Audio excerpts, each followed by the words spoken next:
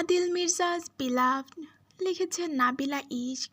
পর্ব সংখ্যা ৭। রোজার রাগের মাত্রা বাড়ার পাশাপাশি অসহায় লাগছে।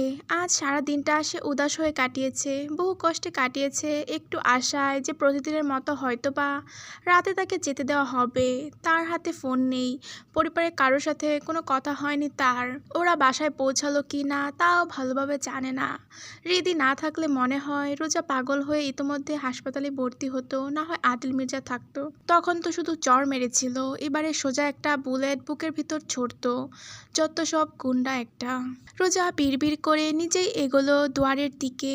নিজের ভাগ্য পরীক্ষা করছিল আর কি, অথচ দুয়ারে পাও ফেলতে পারেনি। অমনি বাইরে থেকে লম্বা চওড়া পালোয়ানের মতো দেখতে লোকটা গম্ভীর ভঙ্গিতে বলল, ম্যাডাম, আপনার বেরোনোর পারমিশন নেই।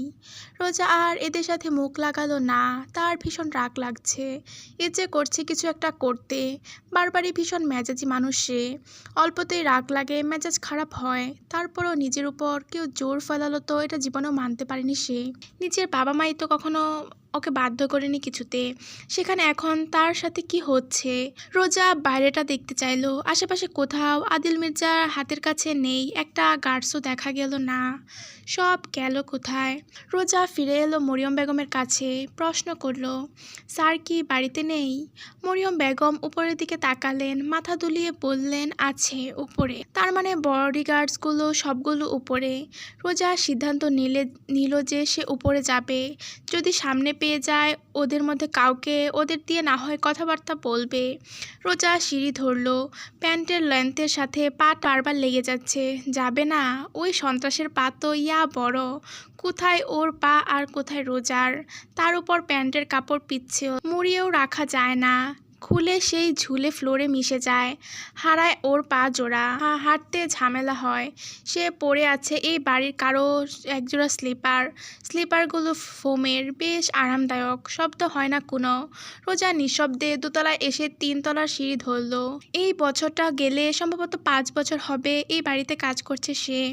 এই ৫ বছরের মধ্যে একবারও রোজা ৩ তলায় আসেনি। ছাদ তো দূরের বিষয়, সে তো ভালোভাবে দোতলায় দেখেনি। হৃদির রুম পর্যন্তই তার আগ্রহ, তবে আজ সিঁড়ি বইতে বইতে তার মনে কিঞ্চিত আগ্রহের জন্ম হয়। আশপাশটা দেখতে দেখতেই উঠে আসতেই সঙ্গে সঙ্গে দেখা হয় স্বপন আর ক্লান্তকে। ওরা ছাদে ওঠার সিঁড়িগুলোর সামনে গার্ড দেবার মতো দাঁড়িয়ে আছে। রোজা শান্ত হলো, যাক এদের তো পাওয়া গেল। দ্রুত এগিয়ে গিয়ে বলল, এই যে শুনুন, আমাকে বলবেন কেন আমাকে বেরোতে দেওয়া হচ্ছে না? সন্ধ্যা হয়ে আসছে, আমার বাড়ি ফিরতে হবে। স্যারের সঙ্গে কথা বলে বাইরে পর্যন্ত গার্ডদের আমাকে বেরোনোর ব্যবস্থা করে দিন। স্বপন নির্বিকার মুখে বলল, ম্যাডাম, আপনার বসের সঙ্গে কথা বলতে হবে। রোজা ঘন ঘন শ্বাস ফেলল। তার আসলেই ওই লোকের মুখোমুখি যেতে ইচ্ছে করছে না। তার এখনও সবটা চোখে ভাসছে, গলা টিপে ধরা, বুলেট ছোড়া সব।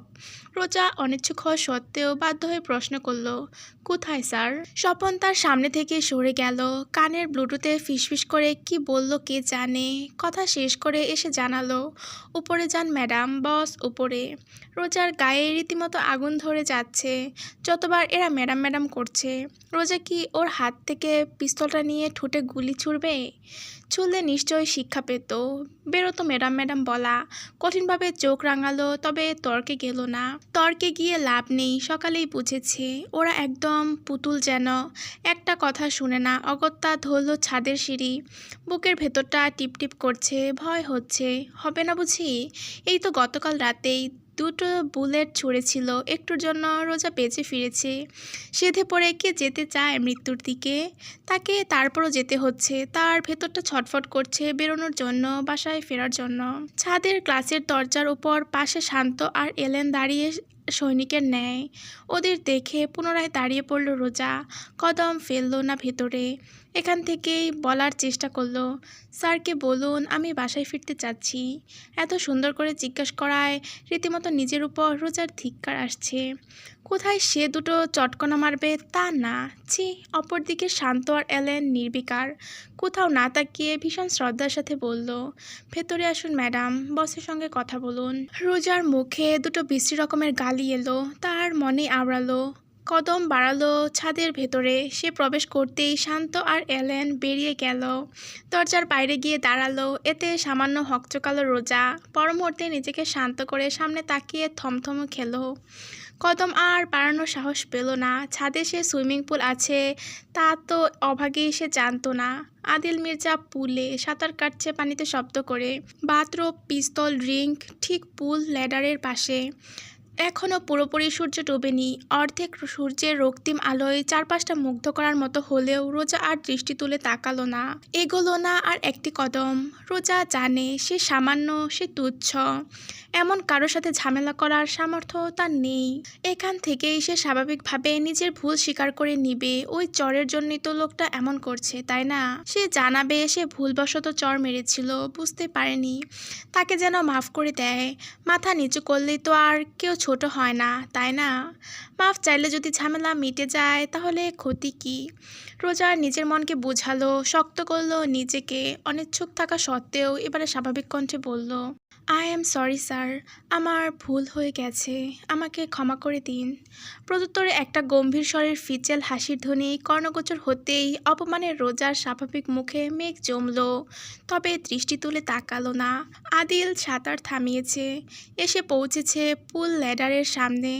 বেশ আরাম করে হেলান দিয়ে আছে। রোজা সন্দর্পণে একটা ট্যাটু দেখতে পেল, চৌড়া ডান কাঁধের উপর, সম্ভবত খুব গাঢ় এক ক্ষতর উপর একটা বাজ পাখির ট্যাটু। রোজা আরও নুয়ে ফেলল দৃষ্টি। আদিল ভীষণ আগ্রহ নিয়ে তাকিয়ে থাকলো অদূরে শক্তপোক্ত দাঁড়িয়ে থাকা নারীর দিকে, যার পরনে তার কাপড় চোপড়। আদিল সাবলীল ভঙ্গিতে বলল, তার মানে? রোজা মুহূর্তে দৃষ্টি তুলে তাকালো। আদিল চোখ দিয়ে রোজার কোমরের দিকটা ইশারা করে বাদবাকি কথা শেষ করলো। আমার কোনো ভুল ছিল না, তাই তো? রোজা তাতে দাঁত পিষে রাগে, কত বড় লুচ্চা লাফাঙ্গার। রাগান্বিত মুখেই রোজা দুটো শব্দ করে বলল, ছিল না। ও তাহলে maybe I can touch when ever I want. রোজার চোখ মুখ পাথরের মতো শক্ত হয়, দৃষ্টি দিয়ে যেন আগুন বেরোয়। চোয়াল রীতিমতো কাঁপে কথা বলার সময়। আপনি বাড়াবাড়ি করছেন মিস্টার মির্জা। আদিল জবাবে শুধুই তাকিয়ে থাকে এক দৃষ্টিতে, চোখের পলকও যেন পড়ে না তার। এই রূপ যেন সেই দিনের রূপ যেদিন হৃদিকে আগলে নিয়েছিল। আদিল কতদিন এই রাগান্বিত মুখ কল্পনা করেছিল। রোজা দৃষ্টি ফিরিয়ে নিল, হাত মুষ্টিবদ্ধ করে কঠোরভাবে বলল, আমার উচিত হয়নি এমন একটা কাজ করা, এজন্য আমি আন্তরিকভাবে দুঃখিত। আপনি প্লিজ আপনার লোকেদের বলে দিন আমাকে যেতে দিতে, আমি বাড়ি ফিরব। আদিল পুল ল্যাডার বেয়ে এবারে উঠতে উঠতে আওড়ালো, this is not fair miss Roza, is it? Roza চমকে তাকালো। আদিলের শরীরে শুধু একটা ছোট প্যান্ট। লজ্জায় ও দৃষ্টি নামায়। আদিল কোনো রকমে শরীরে বাথরোব পরে, খোলাই থাকে রোবটা। ওভাবে কদম বাড়ায় রোজার দিকে। এতে মেয়েটা উদ্বিগ্ন হয়ে পড়ে, পিছিয়ে পালাতে চায় একদম, কিন্তু তা করে না, দাঁড়িয়ে থাকে অচল। স্বাভাবিকভাবে বলল, তাহলে কি করতে হবে? আদিল এসে দাঁড়ালো রোজার সামনাসামনি, তাদের মধ্যে বেশ খানিকটা দূরত্ব। আদিল মাথা নুইয়ে বলল, আমি তোমার কোমর ছুঁয়েছিলাম, তাই তো? বিপরীতে তুমিও আমার কোমর ছোঁও, বরাবর। Then you slapped me. Adil মির্জাকে চর মেরেছ। Wow, such audacity. কিন্তু আমি লেডিসদের গায়ে হাত তুলি না। রোজা নিজ মনে ভেঙালো, কত বড় মিথ্যাবাদী। কলা টিপে কে ধরেছিল? তখনই খেয়াল করলো আদিল কদম বাড়িয়েছে। বিপরীতে রোজা দ্রুত পিছিয়ে গেল। মুহূর্তে আরও নুয়ে এলো আদিলের মাথা। লোকটা নিজের কথা শেষ করলো কণ্ঠ নামিয়ে, how about a deep kiss for that slap? রোজার মাথার মুহূর্তে তার ছিঁড়ে গেল, কাজ করলো না তার মস্তিষ্ক। রাগে অপমানে থরথর করে কাঁপলো তার ঠোঁট, চোখ জোড়া লাল হয়ে এলো। ভাবাভাবির ধার সে এবার ধারলো না। তার ডান হাতটা সেদিনের মতো উঠে গেল সজোরে। অথচ আদিল ইতোমধ্যে এই বাঘিনী রূপ কর্মকাণ্ড সম্পর্কে অবগত। দিয়ে আসা হাতটা নিজের হাতের মুঠোয় নিতে চোখের পলকের প্রয়োজন পড়ল না। হাতটা শক্ত করে চেপে ধরতে এই মুহূর্তে রোজাকে ঘুরিয়ে ফেলল। ওর পাতলা হাতটা পেঁচিয়ে ধরল মসলিন পিঠে। সেই পিঠ এসে দ্রিম স্পর্শ করল আদিলের প্রশান্ত উন্মুক্ত ভেজা বুক। রাগে কাঁপতে থাকা রোজার হাতে আরও গাঢ়ভাবে শক্তি ব্যবহার করতেই ব্যথায় মেয়েটা কোকিয়ে উঠল। আদিলের মুখটা তখন রোজার ঘাড়ের কাছটায়। মেয়েটার পুরো অস্তিত্ব জুড়ে আদিলের কোলনের ঘ্রাণ। ফর্সা ঘাড়ের দিকে চেয়ে মুগ্ধ হয় আদিল। মুখ বাড়িয়ে ওখানটায় ঠোঁট ছোঁয়াতে গিয়েও ছোঁয়ায় না, কানের খুব কাছে গিয়ে আওড়ায়। You have got some nerves miss Roza and I like it. Roza মুচড়ে ওঠে, ধস্তাধস্তি করেও হাত ছাড়াতে পারে না, বরঞ্চ ব্যথায় চোখ ভিজে যায়। আদিলের ঠোঁটজোড়া একেবারে কানের লতি স্পর্শ করে ফেলে। I find joy in taming Tigers. পর মুহূর্তেই আদিলের মৃদু হাসির শব্দে কাঁপে তার দৃশ্যমান চৌড়া বুক। ওই বুকে রোজার হাত স্পর্শ করায় স্পষ্ট অনুভব করে কম্পন। ও এলোমেলোভাবে মুচড়ে ওঠে, কনুই দিয়ে ধারালো এক গুঁতো মারতে চাইলেও পারে না। আদিল চোখের পলকে থাবা দিয়ে ধরে কনুইখানা, পুনরায় মুঠোবন্দি করে হাতটা। পূর্বের চেয়ে দৃঢ়, তার ধূসর চোখে ভাসে কৌতূহলের ঝড়। অতিমাত্রায় রাগলে রোজার শরীর কাঁপে, ঠোঁট কাঁপে তিরতির করে, চোখ লাল হয়ে যায়। কথা বলতে নিলে দম আটকে আসে, বাক্য জড়িয়ে যায়। এই মুহূর্তেও এমন করুণ অবস্থা হয়ে আছে তার। রীতিমতো হাঁসফাঁস করছে, গলা কাটা মুরগির মতো। নিজেকে অমন দানবীয় মুষ্টি থেকে মুক্ত করার জন্য রীতিমতো হাঁসফাঁস করছে, গলা কাটা মুরগির মতো। নিজেকে অমন দানবীয় মুষ্টি থেকে মুক্ত করার জন্য ব্যথাও গায়ে মাখছে না, দিশেহারা হয়ে মুচড়ে যাচ্ছে সমানে। হঠাৎ সজোরে কনুই ছাড়িয়ে পুনরায় আক্রমণ করলো। রাগে কণ্ঠ কাঁপলো ভূমিকম্পের মতো। সন্ত্রাসের পাশাপাশি আপনি একটা লম্পটও। কথাটুকু পড়তেই আশেপাশের আবহাওয়া থমথমে হয়ে আসে কেমন। ছাদের দরজার বাইরে দাঁড়ানো শান্ত এলেনের চোখের পাপড়ি সমানে কাঁপে শান্তর পিস্তল ধরা হাতটা। ওর মনে হয় পৃথিবীর বুকে এই নারী প্রথম এবং এই নারী শেষ, যে এসব বলে কেউ এখনো পৃথিবীর বুকে দিব্যি শ্বাস নিচ্ছে। শুধু শ্বাস নিচ্ছে না, নাকের ডগায় ঘুরে ফিরে বেড়াচ্ছে বেশ। এলেন আর চোখে ভেতরে তাকাতে চাইলে শান্ত দু কদম এগিয়ে মাথাটা বাড়িয়ে দিল ভিতরে। মুহূর্তে ভয়ঙ্কর রেগে পিস্তল তাক করে ভেতরে প্রবেশ করতে করতে চেঁচিয়ে উঠল সতর্ক ভঙ্গিতে, বস। শান্তর দৌড়ে ঢোকা দেখে এলেনও দ্রুত কদম ফেলে ঢুকলো। সামনের দৃশ্য দেখে চোখ কপালে উঠে আসার মতো অবস্থা। সূর্যটা তখনও ডুবার মুহূর্তে আছে, রক্তিম আলোয় রেঙেছে চারপাশটা। রোজা দাঁড়িয়ে আছে পুল ল্যাডারের পাশে, ওর হাতে পিস্তল। পুল ল্যাডারের পাশে রাখা আদিলের পিস্তলটায় সুযোগ বুঝে তুলে নিয়েছে। আপাতত কাঁপতে কাঁপতে পিস্তল দু হাতে ধরে তাক করে রেখেছে আদিল মির্জার ঠিক বুক বরাবর। রক্তিম চোখজোড়া দিয়ে আগুন বেরোচ্ছে ঝরঝর করে, যেন যে কোনো সময় শুট করে দেবে। শান্তর চোয়াল শক্ত হয়ে অমনি কঠিন হয়ে আসে দৃষ্টি। রূঢ় স্বরে শাসায় পেছন থেকে, পুট ডাউন ইউর গান অর আই উইল শুট। অমন হুমকি শুনে রোজার রাগে দিশেহারা হয়ে পড়ে উল্টো। পিস্তল নামানো তো দূরের বিষয়, তখনই ধারালো চোখের চেয়ে সেকেন্ডের মধ্যে ট্রিগার প্রেস করে দেয় শান্তর দিকে। তীব্র শব্দে এলোমেলো ভঙ্গিতে গুলি ছুটতে গিয়ে বিধে দেয়ালে। গুলিটা ছুঁড়ে কেঁপে ওঠে রোজা নিজেই। বড় করে ঢোক গিলে দু পা পিছিয়ে আসে কেমন। হাত কাঁপলেও দাঁতে দাঁত পিষে শান্তকে চোখ রাঙিয়ে বলে, শাট আপ, না হলে আমি আগে তোকে শ্যুট করব, লম্পটের হেল্পার।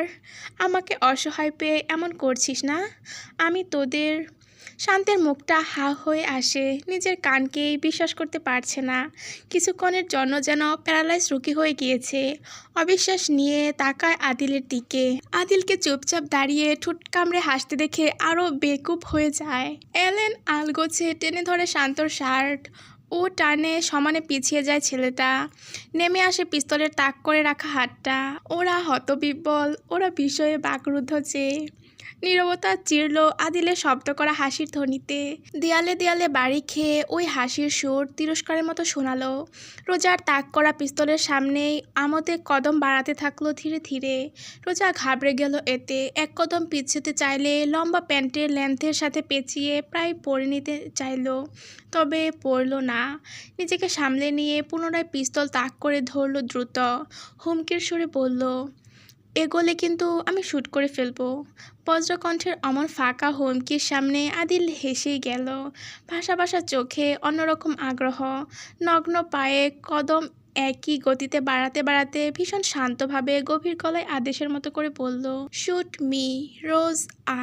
এমন প্রত্যুত্তর যে রোজা আশা করেনি। আশ্চর্যের চোখ দুরা বড় হয়ে আসে তার। কপালের মধ্যিখানে ভাঁজ পড়ে গুটি কয়েক। ইতস্তত কণ্ঠে আরো জোরে করে বলে, মজা করছি না কিন্তু আমি আদিল মির্জা, গুলি করে ফেলবো। আদিল ইতোমধ্যে এগিয়ে এসেছে প্রায় কাছাকাছি। কৌতূহল হয়েই নির্বিকার মুখে যে সব কথাগুলো বলে তা শুনে রোজার রীতিমতো গায়ে কাঁটা দিয়ে ওঠে। তাই না? আমি ভয় পাচ্ছি। Please don't do it. কি চাও তুমি বলো, আমি সব দেব, তাও আমাকে ছেড়ে দাও, মেরো না। শান্ত ফিক করে হেসে ফেলল। বেচারির শরীর কাঁপছে রীতিমতো। ঠোঁটের ঠোঁট টিপল এলেনও। আপনি আপনি একটা। রোজা রাগে দুঃখে আওড়াতে আওড়াতে কয়েক কদম পেছালো দ্রুত, কম্পিত হাতে পুনরায় গুলি ছোড়ে। তবে অন্যদিকে তীব্র ভয়েও চোখ মেলে থাকে, শুধুমাত্র দেখতে চায় আদিল মির্জার ভয়ার্ত মুখখানা। একজন মানুষ গুলি ছুটছে, যে কোনো সময় শরীরে গুলি লাগতে পারে। এমন অবস্থায় নিশ্চয়ই ভয় পাবে, অথবা ছোট একটা রিয়াকশন তো দেবে। অথচ ভয় তো দূরের বিষয়, চোখের পলকও পড়ে না লোকটার, সরে না ঠোঁটের ওই বাজে হাসিটা, থামে না ওই দানবের মতো পায়ের এক একটা বাড়ানো কদম। উল্টো তার খুব কাছে এসে যাচ্ছে যে। রোজা দিশেহারা হয়, ভয়ে শরীর আটসাট হয়ে যায় তার। আদিল কদম বাড়ালে চকিতে রোজা আরেক কদম পেছাতেই মুখ থুবড়ে পড়ে পুলে। তীব্র শব্দের পাশাপাশি পরিষ্কার নীলচে পানি ঝলকে ওঠে। পুলে পড়ে ও হাপুস হুপুস করলো কিছুক্ষণ। ভীষণ গাঢ় যে ভেসে উঠতে সময় লাগলো ওর। নাকে মুখে পানি ঢুকেছে।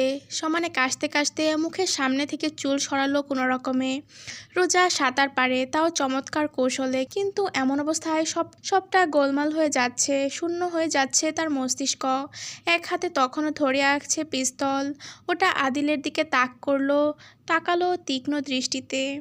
আদিল এসে দাঁড়িয়েছে পুল ল্যাডারের পাশে, নিশ্চুপ হয়ে নির্বিশেষ চেয়ে থাকা রোজার দিকে। ব্রাউন রঙের চুলগুলো ভাসছে পানির উপর, পরিষ্কার পানিতে দেখা যাচ্ছে সবটাই। আদিলের সাদা শার্টটা ভিজে মিশে আছে শরীরে। অস্পষ্ট হলেও ফিনফিনে পাতলা শুভ্র রঙা শার্ট প্রায় ট্রান্সপারেন্ট। দেখা যাচ্ছে ধবধবে ফর্সা গায়ের রং। ওই দৃষ্টির সামনে রোজা নিজের অবস্থা বুঝতে পারে। মুহূর্তে দুহাতে নিজেকে ঢাকতে ব্যস্ত হয়। আদিল তাকালো ডান দিকে। শান্ত আর এলেন ইতোমধ্যে বেরিয়ে গেছে ফের। আদিল ফিরে তাকালো। রোজা আশেপাশে তাকাচ্ছে। পুল ল্যাডার ব্যতীত ওঠার আর কোনো রাস্তা নেই, অথচ ওখানটাতেই আদিল। রোজা এগোতেও পারছে না, অসহায় হয়ে শুধু চেয়ে আছে সতর্ক চোখে। তার সতর্ক দৃষ্টির সামনেই আদিল রোপ খুলে উদ্যম শরীরে ঝাঁপিয়ে পুলে পড়ে। রোজা চমকে চিৎকার করে উঠতেও পারে না। এক ডুব দিয়ে আদিল ঠিক ওর ভীষণ কাছে এসে পড়ে, যতটা কাছে এলে নিঃশ্বাসের স্পর্শ অনুভব করা যায়। রোজা আতঙ্কে পিছিয়ে মিশে যায় পুলের দেয়ালে। পিস্তলটা তাক করতে চায়, কিন্তু পারে না। আদিল দূরত্ব ঘুচিয়ে ফেলে চোখের পলকে। তার প্রশস্ত উন্মুক্ত বুক প্রায় ছুঁই ছুঁই। রোজার কালো মণিতে চেয়ে বেশ শান্তভাবে হাত বাড়িয়ে ডুবায় রোজার পিস্তল ধরা হাতটায়। সহজেই নিয়ে নেয় পিস্তলটা, প্রায় নাকে নাক ছুঁই ছুঁই করে আওড়ায়। গুলি করি? তোমার সাহস ছোটাই, তবে চাপাটা বন্ধ করে দেই। পিস্তলের শীতল স্পর্শে রোজা ভয়ে মিইয়ে যায়। নাকের পাটা ফুলে ওঠে। পরপর গুলির ভয়ঙ্কর শব্দে কেঁপে ওঠে থরথর করে। আদিল গুলিটা ছুঁয়েছে অদূরে, ভাঙচুরের মৃদু শব্দ হয়েছে এতে। রোজা চোখ মুখ খিচে বলে, কেন? আমি সৎভাবে নিষ্ঠার সাথে আমার দায়িত্ব পালন করে এসেছি এতগুলো বছর ধরে। কখনো কোনো রুলস ভঙ্গ করিনি। আমার সর্বোচ্চটা দিয়ে প্রিন্সেসের টেক কেয়ার করেছি। তাহলে কেন আমার সঙ্গে এমন করছেন? আদিল তাকালো রোজার বন্ধ চোখের পাতায়। চোখ থেকে পানি টপটপ করে পড়ছে, তিতির করে কাঁপছে লোভনীয় গোলাপি ঠোঁট জোড়া। ঠোঁটের দিকে চেয়েই আদিল মাথা ঝুঁকিয়ে ফিসফিস করে আওড়ায়, you don't even realise how badly you have messed up Roza. অমন কণ্ঠের উপস্থিতিতে রোজার গা কাটা দিয়ে উঠল, ঝিমঝিম করলো মাথার ভেতরটা। সরে যেতে চেয়ে মাথাটা ঘুরিয়ে ফেললো চটজলদি। ভেজা ঘাটটা ঠিক আদিলের মুখের সামনে। তার 5টা আঙুলের ছাপ এখনো ফর্সা চামড়ায় স্পষ্ট। আদিল হাত বাড়ায়। সে রাতের ন্যায় থাবা দিয়ে ধরল রোজার গলা, তবে শক্ত করে নয়। ধরার মধ্যে অদৃশ্য এক কোমলতা আছে। রোজার চোখ রাঙালো, ছোটাতে চাইলো তার গলা চেপে ধরা হাতটা, দাঁতে দাঁত পিষে আওড়ালো নিজ মনে। চর মেরেছি, বেশ করেছি। চর খাওয়ার মতো কাজ করলে তো চর মারবই। তবে রোজা মুখে বুদ্ধিমত্তার পরিচয় দিল। আপনি আমাকে চর মারুন, সুদবোধ। আমি মেয়েদের গায়ে হাত তুলি না। রোজা আনমনে বিড়বিড় করে ভেঙালো, মেয়েদের গায়ে হাত তুলে না, অসভ্য নির্লজ্জের মতো ঠিকই ধরাধরি করতে পারে। মুখে বলল, আপনি না পারলে আপনার গার্ডসদের বলুন। হো ডিয়ার্স। রোজা বুঝে না, দৃষ্টি তুলে তাকায়। আদিল কথা ঘোরায়, চর আমি খেয়েছি, আমার গার্ডসরা নয়। রোজার কণ্ঠ অসহায় হয়ে আসে। আপনি কি চাচ্ছেন বলুন তো? চাই আদিলের যা চাই তা তো সামনেই, 1 ইঞ্চি দূরে মাত্র। আদিল দীর্ঘশ্বাস ফেলল, ছাড়লো গলা, সরে এলো দূরে। মুহূর্তে রোজা শ্বাস ফেলল, ধরফরিয়ে পুল ল্যাডার বেয়ে উপরে উঠে গেল। আদিল বলল, রোবটা পরো। রোজা নিজের পরিস্থিতি বুঝতে পারে, সাদা পড়েছে সে, সবটাই শীত রোপ প্রায়। তাই কথা না বাড়িয়ে রোপটা দ্রুত গায়ে জড়িয়ে নেয় আর আষ্টে পৃষ্ঠে। আদিল আওয়াজ তোলে, শান্ত। শান্ত ভেতরে আসে, বলে, জি বস। পৌঁছে দে। শান্ত পূর্বের ন্যায় ভীষণ কোমল স্বরে হাতের ইশারা করে বলে, প্লিজ ম্যাডাম। রোজা ভীষণ ক্লান্ত, চোখ রাঙানো ছাড়া কিছুই বলার শক্তি নেই ওর। আর কোনো কিছুর পরোয়া করতে ইচ্ছে করে না। সে শুধু বাসায় পৌঁছাতে চায়, বাবা মাকে দেখতে চায়। তাই আর একটা শব্দও করে না। শান্তর সাথে সোজা চলে আসে, আশেপাশে কোথাও আর তাকায় না। সেভাবেই উঠে বসে গাড়িতে। গাড়িটা চলতে শুরু করলে হাঁপ ছেড়ে বাঁচে, প্রাণ খোলা শ্বাস নেয়। আজিজুল সাহেব, নিপা বেগম কেউই যে আজ বসে থাকতে পারছেন না। চিন্তায় চিন্তায় সারাটা দিন কাটিয়েছেন। বারবার অসহায় চোখে শুধু দরজার দিকে তাকিয়েছেন দুজন। রাজু যে দরজা খুলে বাড়িটা দেখছে এই আশায়, এই বুঝি তার আপু বাড়ি ফিরল। কিন্তু না, সূর্য ডুবে রাত নেমেছে। রোজার এখনও বাড়ি ফেরার নামগন্ধ নেই। গতকালের পরে যে ওর সাথে কারোরই কথা হয়নি। আজিজুল সাহেব অস্থির হয়ে বললেন, বাড়ির সামনে যাই তবে, ঢুকতে না পারলেও খোঁজ তো নিতে পারবো। নিপা বেগম সামান্য দ্বিধা করছেন, কারণ সকালের ছেলেগুলো ভীষণ সুন্দরভাবে তাদের বুঝিয়ে গিয়েছে, আশ্বস্ত করেছে রোজা রাতে বাড়ি ফিরে আসবে, যেমনটা রোজ আসে। রোজার প্রায়ই বাড়ি ফিরতে 10টা-11টা বাজত। এখনও ঘড়ির কাঁটা 7টা ছোঁয়নি যে। তাই তিনি অপেক্ষা করতে চাইছেন 9টা-10টা পর্যন্ত। স্ত্রীর না বলা কথাটা আজিজুল সাহেব বুঝলেন, কিন্তু মন তো মানতে নারাজ। বাজে চিন্তার মাত্রা প্রতি সেকেন্ডে বেড়ে যাচ্ছে। যখন দুজন অস্থির, ওই সময় কলিং বেল বেজে উঠল। ছুটে গেলেন নিপা বেগম, পিছনে ছুটলেন রাজুও। সোফার হাতল ধরে উঠে দাঁড়িয়েছেন আজিজুল সাহেবও। দরজা খুলতেই রোজাকে দেখে ভদ্রমহিলা স্বস্তির শ্বাস ফেললেন। তবে স্বস্তির শ্বাস ফেললেনিও যেন ফেলতে পারলেন না মেয়ের অবস্থা দেখে। রোজা দ্রুত ভেতরে ঢুকে দরজা লাগিয়েই জড়িয়ে ধরল নিপা বেগমকে। প্রাণ ভরে শ্বাস নিতে থাকলো। কি হয়েছে রে, এমন লাগছো কেন তোকে? আজিজুল সাহেব আঁতকে উঠলেন। ভেজা কেন তুমি মা, কি পড়েছ এটা? রোজা নিজেকে সামলে নেয়। মোটেও বাবা মাকে চিন্তায় ফেলা যাবে না। এসব জানতে পারলে দিশেহারা হয়ে পড়বেন ভীষণ। সেন্সিটিভ ভীতু মানুষ তারা, তাদের পেরেশানিতে ফেলতে চায় না রোজা। অগত্যা ইচ্ছে না হলেও হাসলো।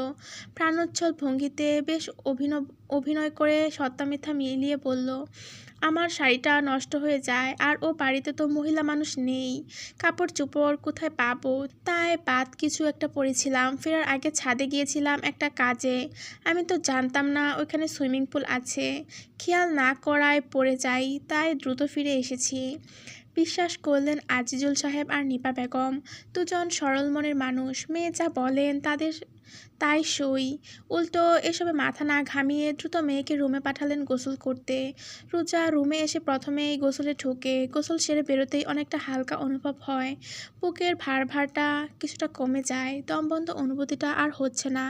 নিপা বেগম তখন এলেন প্লেটে ভাত তরকারি সাজিয়ে। পাশে বসে যখন নিজ হাতে নলা তুললেন মেয়ের মুখে, তখন একদম বাধ্য মেয়ের মতো রোজা খেয়ে নিল চুপচাপ। খাওয়াতে খাওয়াতে নিপা বেগম বললেন, গতকাল রাতের কথা, আমরা তো তোকে ছাড়া ফিরবই না। তখনই এলেন আদিল মির্জা। কি ভয় পেয়েছিলাম জানিস? অমন মস্ত বড় লোক, তার উপর কণ্ঠ, চোখ, কথা বলার ধরন অন্যরকম প্রেশার দেয়। পেছনে এক গাদা বডিগার্ডস, তোর বাবা আর আমি তো থতমত খেয়ে গিয়েছিলাম। রোজা আস্তে প্রশ্ন করে, কি বলেছে এসে? ও হ্যাঁ, আমরা তো তোকে ছাড়া আসতে চাচ্ছিলাম না। তখন আদিল মির্জা এসে বললেন, তার মেয়ের আজ জন্মদিন, মেয়ে উপহার হিসেবে তোকে চেয়েছে, তাই তুই আজ থাকবি। তোর বাবা এরপরও রাজি হচ্ছিল না জানিস, অথচ অমন মান্যগুণ লোককে না করার সাধ্যই আমাদের আছে। তাই বাধ্য হয়ে তাদের গাড়ি করে আমাদের বাড়ি ফিরতে হয়েছে। রোজার কানে ভাসে একটা বাক্য, তার মেয়ে উপহার হিসেবে তাকে চেয়েছে। রোজা রীতিকে ভালো করে চেনে, এমন আবদার বাচ্চাটা করতেই পারে, ওর দ্বারা সম্ভব। কিন্তু রোজা যে আর জড়াতে চায় না, আর ও বাসায় যেতে চায় না। সে কাজটা এ যাত্রায় পুরোপুরি ছেড়ে দিতে চায়। ভবিষ্যতে কি হবে জানা নেই, কিভাবে থাকবে রীতিকে ছাড়া তা জানা নেই, তবে সে আর আদিল মির্জার বাড়িতে প্রবেশ করবে না, এই সিদ্ধান্তটুকু সে নিয়ে নিয়েছে। কিছু হয়েছে মা, চিন্তিত লাগছে তোকে। নিপা বেগমের চিন্তিত কণ্ঠে রোজার প্রাণোচ্ছল ভঙ্গিতে হাসে, মুখ বাড়িয়ে টুপ করে চুমু খায় মায়ের কপালে, বলে, ঘুম হয়নি ভালোভাবে, লম্বা একটা ঘুম দিলে সব ঠিক হয়ে যাবে। আর আমার ফোনটা কোথায়? দিয়ে যাও, জিহাদ এসেছিল, ওর কোনো খবর আছে? নিপা বেগম সামান্য অসন্তুষ্ট হলেন, এক পল মেয়ের দিকে চেয়ে বিড়বিড় করলেন, ছেলেটা কদিন ধরে অদ্ভুত আচরণ করছে, কোনো সমস্যা হলো কি না? ঝগড়া করেছিস তোরা?